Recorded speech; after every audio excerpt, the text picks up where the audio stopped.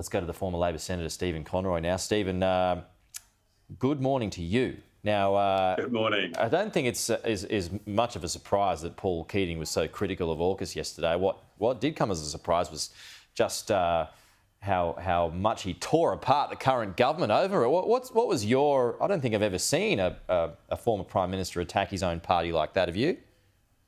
Well, look, Paul was always a colourful contributor, and he is an icon of the movement. He was a magnificent treasurer of the country, and he was a fabulous Prime Minister of the country. But unfortunately, that was in the 90s and the mid-90s. And his attacks yesterday on Penny Wong were nasty, and they will age about as well as his comment that, two blokes and a cocker spaniel don't make a family. He should be embarrassed by that comment, and he's going to be embarrassed in the future by this comment. Penny Wong is cleaning up the damage done to Australia's national interests in the Pacific. Paul Keating had nothing to say when China did a deal with Solomon Islands to build a military base, basically on Australia's doorstep. That's not about their doorstep. That's Australia's doorstep, Paul. So have some courage and come out and address all of the following issues, Paul Keating. The militarisation of the South China Sea, ruled illegal by the international courts. They broke their word on the Hong Kong Treaty, and they've subjugated the people of Hong Kong. They're sending its navy regularly to intimidate Vietnam, Philippines, and Japan. They broke all the rules of the WTO, Paul, which you say they're a member of, when they banned Australia's exports. They've been persecuting their own citizens, the Uyghurs, the gay and lesbian community. They've attacked countries for supporting Tibet. They bribed other Pacific Island nations to support building infrastructure there. Paul, it takes courage.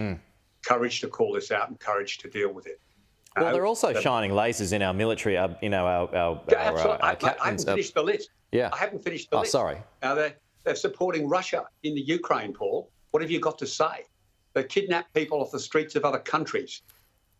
Chinese are on the run to get away from them. They've attacked India on its own border. This isn't an Australian issue. This is an issue across the world for all other countries. But probably the most laughable and embarrassing thing that Paul said at the press club yesterday was saying, Australia, we're an island, we don't have to worry, we don't have a border with them. Paul, they've invented the internet since you were in government. And what that means is Australia, if you get the security report, which I've read, but you don't, and you haven't read, they attack Australian companies, government, infrastructure every single night.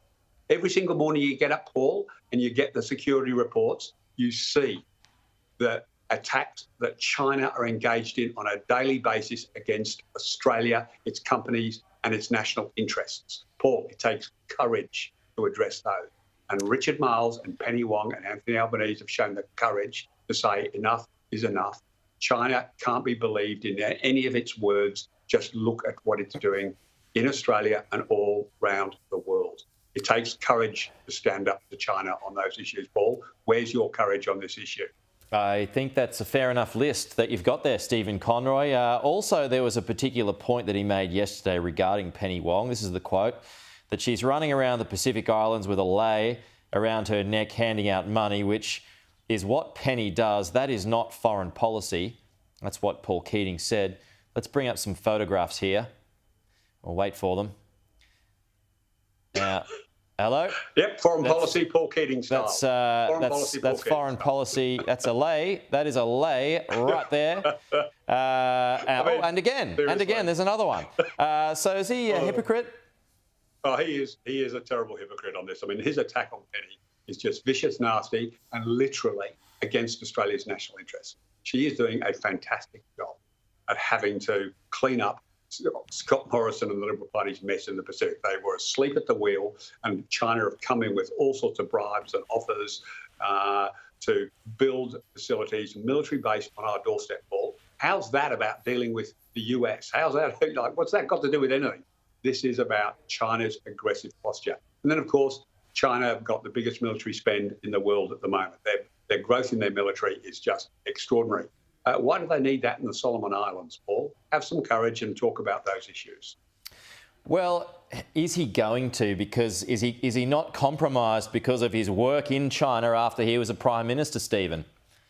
Well, look, I know he tried to address that yesterday, but he didn't talk about how much money that he got paid I think over he a said long period of time. $5,000 a No, he year or talked something about like one that. position. So, Yeah, right. Paul, is that the only gig you got from a Chinese-related company?